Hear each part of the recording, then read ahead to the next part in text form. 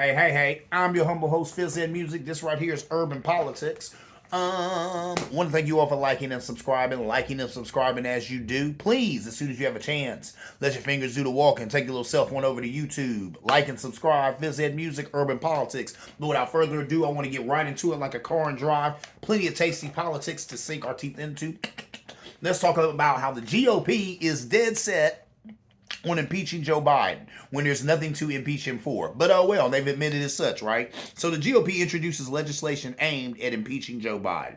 Admitted that they have no high crimes or misdemeanors to investigate. Wasting time and taxpayer money to have an investigation to see if they need to do an investigation. It's ridiculous. They want to be able to say Trump is just like Biden. He was impeached too. That's what they want. That's all this is about, is that talking point from here to eternity. Whenever it comes up how, Trump is an embattled president and he's a disgraced, ex-president, this and that. People say, what? Biden was impeached too? Trump was impeached just like Biden. All these guys aren't worth a quarter. So that's what they want to do.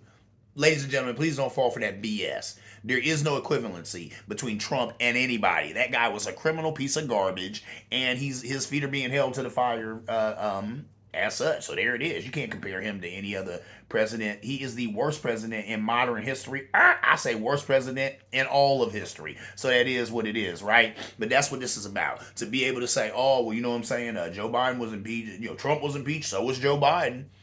All these guys were the same. So it's funny because the same trick they tried with Obama. It was probably the middle of his last term in office, and they kept talking that stuff about impeaching Obama. What you going to impeach Obama for? Now, first they tried to bring up, they said the crisis at the border. And they're even coming to Joe with some of this stuff too, the crisis at the border. We talked about that on this show ad nauseum. Ain't no crisis at the border. The stuff going on at the border, there's people on both sides who benefit from it and like it and want it to continue. You know what I'm saying? And they keep it going. So there's that. So they don't even have that. They're, like I said, they're only doing it so they got that talking point. When they tried to do it to Obama, Obama had what Joe Biden does not have, and that is the love of the Democratic Party. Heck, the love of America. Everybody loved Barack Hussein Obama. So when they were coming at him like that, people got on when they got mad. Started animating the left. They fell back off of that, because that's the last thing you want to do. You don't want to get your political adversaries excited about anything. You don't want them excited about their candidate. You don't want them excited about taking on issues. You don't want them excited about nothing. You want them laying there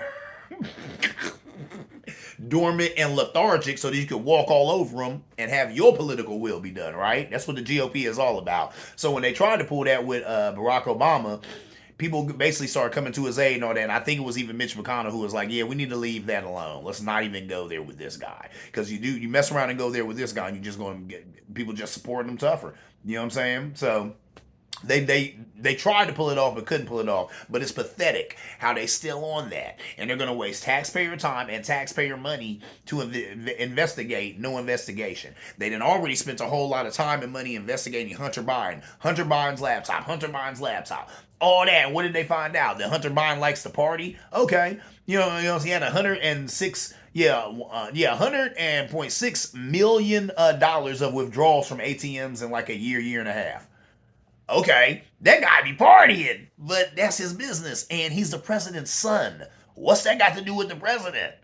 But you can't tell the GOP nothing. They'll waste tons of your money and my money to find nothing. What did they find? They did all that, and they got a laptop that ain't got nothing on it. It's got some nude pics of this guy, and they found out he got a drug habit and owes some back taxes. Nothing. You wasted a bunch of money, and you still got nothing on Joe Biden. So that's what they're all about. You know what I'm saying? This is just garbage. The GOP likes to, involve themselves in. It's what they like to do. They get the power. They're not going to solve any problems. They're not going to lower any taxes or lower any fees for me, you, and the rest of the American public. No, they get up there and then they just start coming at their political enemies. Joe Biden, how can we take him down? And before he was president, remember Barack Hussein Obama was the worst thing that the planet had ever seen. It was a terrible president, was the worst president on record and all that.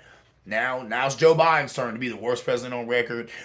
Even Hunter Biden said to him and his wife and his kids have been just, you know what I'm saying, subject to so much political garbage, you know what I'm saying, and so much intrusion into their lives because of the GOP being mad at his dad, being mad at Joe Biden, looking for something to stick to Joe Biden, and all they can do is try to go through Hunter Biden and still come up with bubkus. So that is what it is. Please stop voting these people in office who waste your money, ladies and gentlemen. Anyway, moving on, let's talk about a hot button issue around here: weed in Ohio. Weed. People want it. They voted for it. Here's some questions answered about it. Recreational marijuana is now legal in Ohio. I never thought I'd see today. If when I was 16, 17 years old, somebody told me, yeah, one day marijuana will be legal right here in Ohio, I'd be like, conservative Ohio? It'll never happen. Boom, we're here. Why? It makes a whole lot of money. So even a lot of Republican governors like DeWine can't wait to get in the act because they want the money, baby. They want that money. So at the end of the day, the GOP will talk all this stuff about morals and keeping things out of the hands of children and young people and all that crap. Means nothing. If they can line their pockets with a little bit of cash, they're going to vote for it. And that's what happened in this case, right? So there's that. How much can you have? If you're over 21, you can have 2.5 ounces of flour and 15 grams of extract. So that's a lot. My Lord, a lot. 2.5. You roll around 2.5 ounces. That's a lot. So where can you buy it? Right now, there are no authorized sellers. The Division of Cannabis Control isn't set to start processing retailer applications until June, which means you likely won't be able to legally buy marijuana until summer of until summer of early fall. Is that right? Yeah. Until summer or early fall, something like that. So basically, about a year out. That's what I was saying last show too. We're about a year out from that because people have to get the license to sell recreational marijuana. Then they have to build a place for you to come into and buy it. So they're gonna have to have at least a year to get their stuff together, right, ladies and gentlemen? You can just walk in a store and buy it like you would a gallon of milk or whatnot. Can you order it? Plenty of people do. It says federal law also prohibits ordering weed or weed products through the mail. You can buy marijuana online, but only in some states, Michigan. The DEA said it doesn't have the authority to criminalize sending or buying seeds with less than 3% THC. So see, a lot of this stuff is still kind of murky. It's murky for one. You have plenty of states, ours is one of them, who has made it legal for recreational use, has made it legal for medical use, but the federal government still labels it as a drug, a top tier drug that you could be arrested for, right? But they were saying that the federal, government is not going to be coming into these individual states trying to arrest people and shut down these different grow places and all that type of stuff. We're not doing that. And people have said back in the day, I've said it on this show, that they said we don't live in 50 different states. We really live in 50 different countries because states have the right to do what? Govern themselves. So when one state says this is good for us, then it rolls for them. It doesn't have to roll for the states around it, but it can roll for that state, right? So there's that. Then they say right here, can you buy it in Michigan, which a lot of people do. A lot of people love to go to Michigan because it's been legal for recreational use in Michigan for quite some time now. It says technically it's against federal law to transport marijuana across state lines. So it says technically, because everybody does it, but technically it's illegal. So I guess they could still arrest you for that. I haven't heard of anybody ever getting busted for it, but I can, they saying technically it could happen. Can employers still test employees for marijuana? Yes. A lot of people don't know that. Yes.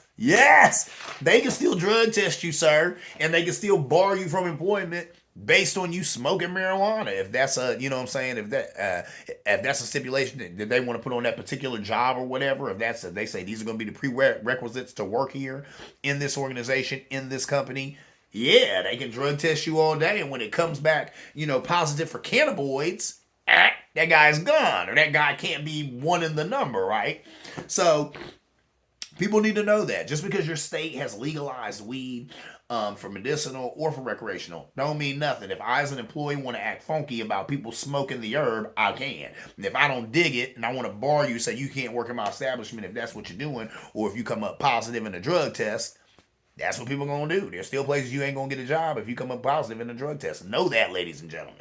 Anyway, Can you grow it? This is an interesting one. 6 plants for one person over 21, up to a dozen plants per household with more than one adult. So if you got homes that there's more than one adult in there, they could grow up to a dozen plants because there's different adults there, and then you could have up to 6 plants for one person, right? But then they were saying that a lot of Republicans wanted to go to bat and wanted to get rid of the stipulation, make it to, you could only have 6 plants per house, and that be it. And then they were saying that they would just kind of damper down people having their own personal marijuana, right? Because they don't want you having your own personal marijuana. They want you to have to go to a dispensary and buy it so that they get the tax revenue from it, because Republicans are all about money. So that's what that's about right there. They would say that it's about lowering crime, but nah, that's economic. That's about money. They don't want you having so much access to be able to grow your own marijuana, because then you grow your own marijuana, you could be selling it, smoking it, doing whatever you want to with it, right? Yeah, there's that. So, where can you smoke? It says Ohio Department of Commerce said weed smoking will follow similar rules as cigarettes. Not in public indoor places. Not completely. They were saying that DeWine himself is not completely clear, and asked for more clarification on public use. So they saying basically like a cigarette, you can't be at like somebody's outdoor cafe and just light up your square because there's a bunch of people around, right? So you probably won't be able to be at an outdoor cafe and just light up your blunt or your joint or whatever, your vape. Maybe you could vape because that's not necessarily smoke. See what I'm saying? They gotta make a lot of this clear. And even DeWine said himself, he's not necessarily clear on all the ins and outs of this thing. So he wants some clarity from the federal government. So there's that. Moving on, let's talk about student loans. That's a hot button issue. I still have student loans. I haven't been in college in a million years, but I still got student loans that I'm paying on. And it's always going up and down and back and forth. And here's some stuff that happened. I'll give y'all just a little quick something, but I please impress on anybody who is paying student loans or owns student loans.